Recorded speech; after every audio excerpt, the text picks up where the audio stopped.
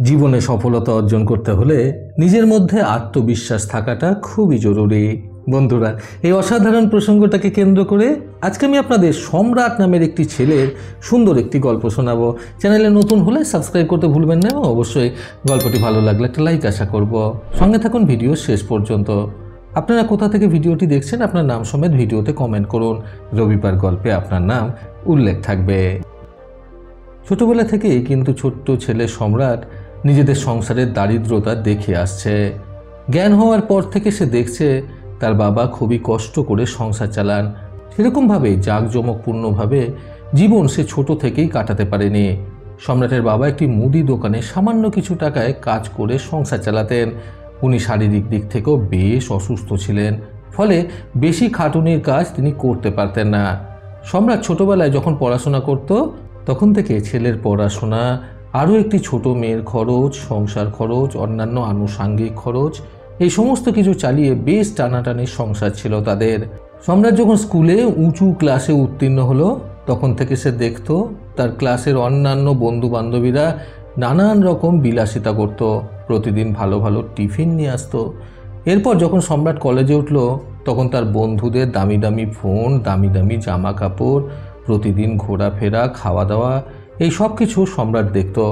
কিন্তু দারিদ্রতার কারণে সে এই সকল কিছু উপভোগ করতে পারত না। একদিন কলেজ থেকে ফিরে সম্রাট তার বাবাকে জিজ্ঞাসা করলো, বাবা, আমি ছোটবেলা থেকেই এই দারিদ্রতার সম্মুখীন হয়ে আসছে। আচ্ছা, আমরা কি কোনোদিনও ধনী হতে পারবো না? আমি আমার বন্ধুদের নিত্য নতুন দামি দামি জিনিসপত্র ব্যবহার করতে দেখি, ভালো ভালো খাবার খেতে দেখি, নতুন নতুন বই দিয়ে পড়াশোনা করতে দেখি, এদিকে ওদিকে ঘুরে বেড়াতে দেখি। এই সব কিছু আমারও ভীষণ শখ জাগে, জানো তো বাবা। কিন্তু আমাদের দুর্ভাগ্যের কারণে আমি কোনোদিনই এইসবের কোনো কিছু উপভোগ করে উঠতে পারিনি। সম্রাটের এই কথাটা শুনে ওর বাবার ভীষণ কষ্ট হলো, কিন্তু তিনি সম্পূর্ণভাবে নিরুপায় ছিলেন। এর থেকে বেশি কোনো কিছুই তিনি করে উঠতে পারতেন না। সম্রাটের বাবা তখন খুবই বিষণ্ণ মুখ নিয়ে সম্রাটকে বললেন, তুমি তো ছোট থেকেই ধনী, আর এখনও ধনীই আছো। এই কথাটা শুনে সম্রাট ভীষণ অবাক হয়ে গেল। সে ভাবলো তার বাবা হয়তো ভীষণ কষ্ট পেয়েছে বলে এই ধরনের কথাবার্তা বলছে।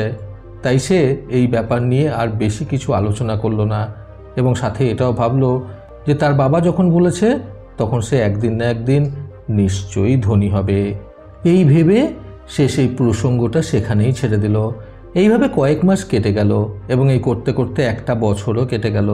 এক বছর পর নিজেদের আর্থিক অবস্থার উন্নতি না হওয়ায় সম্রাট আবারও একদিন নিজের বাবাকে জিজ্ঞাসা করলো, বাবা, আমরা কি কখনো ধনী হব না বলো তো? আমাদের আর্থিক অবস্থার কি কখনো উন্নতি হবে না? এই কথা শোনার পর সম্রাটের বাবা আবারও সম্রাটকে বললেন, তুমি কিন্তু এখনও ধনী আছো। এই কথাটা শুনে প্রথমবারের মতো এইবারেও সম্রাট অবাক হলো, কিন্তু সে এবারেও সেরকম কিছু বলল না। এই বিষয়টাকে কেন্দ্র করে দু একটা কথা বলে সে সেখানেই চুপ করে গেল। এইভাবে আরও 1-2 বছর কেটে গেল, কিন্তু তখনও সম্রাটদের আর্থিক অবস্থার বিন্দুমাত্র উন্নতি হলো না। সম্রাটের পড়াশোনাও এখন প্রায় শেষের পথে। সম্রাট মনে করল এবার তার কোনো কাজের সন্ধান করা উচিত। তাই সে বাইরে বেরিয়ে পড়ল নিজের যোগ্যতা অনুযায়ী কাজ খোঁজার জন্য। প্রচুর খোঁজাখুঁজি করার পরেও সে নিজের মন মতো কাজ পেল না। এইভাবে সে অনেক প্রচেষ্টা করতে লাগলো। অনেক চেষ্টা করতে করতেই বেশ কয়েকটা মাস চলে গেল, কিন্তু সম্রাট কোনো মতেই হাল ছাড়ল না, কারণ সে জানতো একদিন না একদিন সে তার যোগ্যতা অনুযায়ী ভালো একটা কাজ পাবেই। কাজেই সে প্রাণপণ চেষ্টা করতে লাগলো নিজের যোগ্যতা অনুযায়ী মন মতো কাজ পাওয়ার। এইভাবে দীর্ঘ একটা বছর কঠোর পরিশ্রম করার পর সম্রাট নিজের পছন্দসই এবং যোগ্যতা অনুযায়ী চাকরিটা অবশেষে পেল। নিজের মন মতো চাকরিটা পাওয়ার পর সে প্রচণ্ড আনন্দিত হলো। তার বাড়িতে তার মা বাবাও ভীষণ পরিমাণে আনন্দিত হলেন সম্রাটের সাফল্যে। এরপর একদিন সম্রাটের বাবা নিজের ছেলেকে জিজ্ঞাসা করলেন, সম্রাট, এবার তুমি বিশ্বাস করো তো যে আমরা প্রকৃত অর্থে ধনী, এবং এতদিন আমি তোমাকে যে কথাটা বলতাম সেটা একদম যথাযথ? এই কথাটা শুনে সম্রাটের ভীষণ রাগ হলো তার বাবার উপর, কারণ সে বুঝে গিয়েছিল যে তার বাবা তাকে এতদিন মিথ্যে আশ্বাস দিতেন। সম্রাটের মন রাখার জন্য তার বাবা এই মিথ্যে আশ্বাস দিয়েই তাকে ভুলিয়ে রাখতেন। কাজেই বাবার কথা শুনে বেশ রাগান্বিত হয়ে সম্রাট তার বাবাকে উদ্দেশ্য করে বলল, বাবা, আমি এখন যথেষ্ট বড় হয়েছি, চাকরি করছি, এখন কিন্তু তুমি আমাকে আর আগের মতো বোকা বানাতে পারবে না। তুমি যে এতদিন আমার মন রাখার জন্য শুধুমাত্র আমাকে মিথ্যা কথা বলতে, সেটা আমি খুব ভালো মতোই বুঝে গেছি।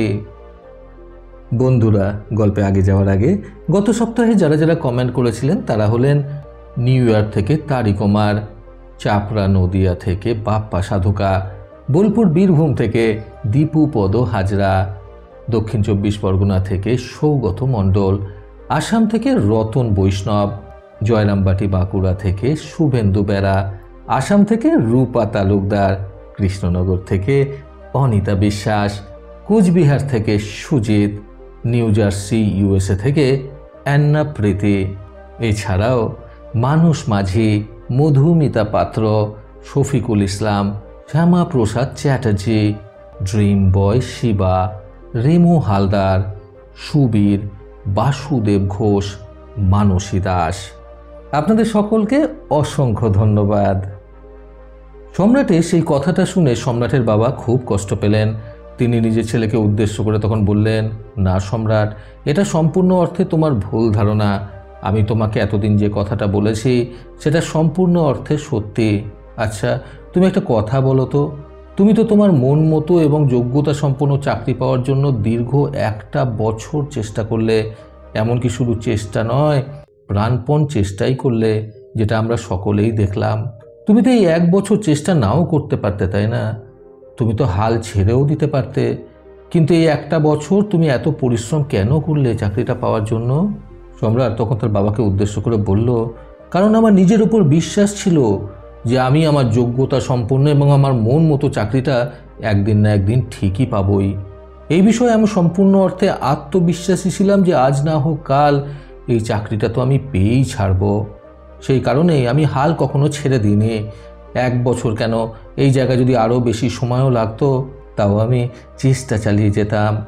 সম্রাটের বাবা তখন সম্রাটকে উদ্দেশ্য করে বললেন, একদম ঠিক কথা, আত্মবিশ্বাসী, এই জিনিসটাই কিন্তু আমাদের ধনী হওয়ার মূল চাবিকাঠি।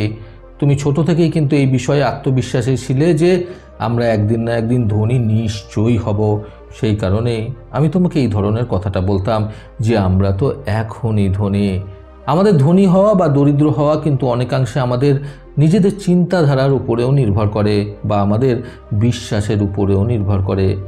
আমাদের নিজেদের উপর বিশ্বাস অর্জন করাটা অত্যন্ত বেশি জরুরি।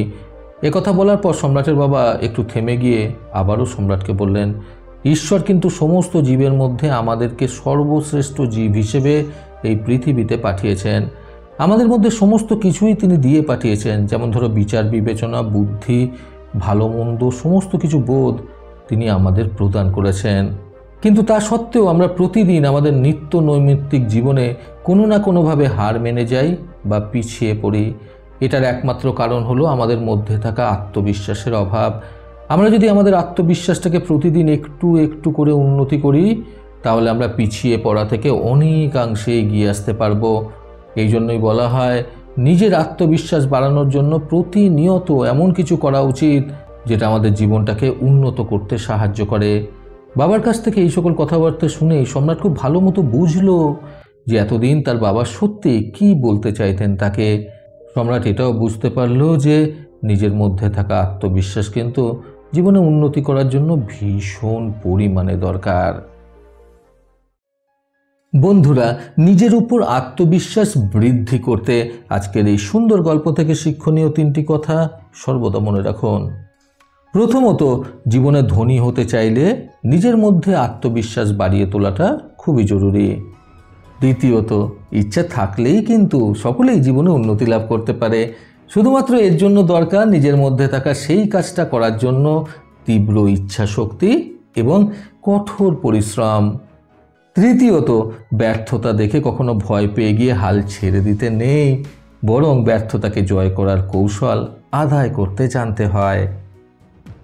প্রতিবারের মতো আবারও বলবো, এই পৃথিবী তাদেরকেই সম্মান দেয় যারা ইউনিক কিছু করার ক্ষমতা রাখে। সকলে সুস্থ এবং সুন্দর জীবন কামনায় প্রকৃত জীবন থেকে আমি সন্তু চক্রবর্তী আবার আসবো নতুন সুন্দর শিক্ষণীয় একটি ছোট গল্পের সাথে। ভালো শুনুন, ভালো থাকুন। ধন্যবাদ।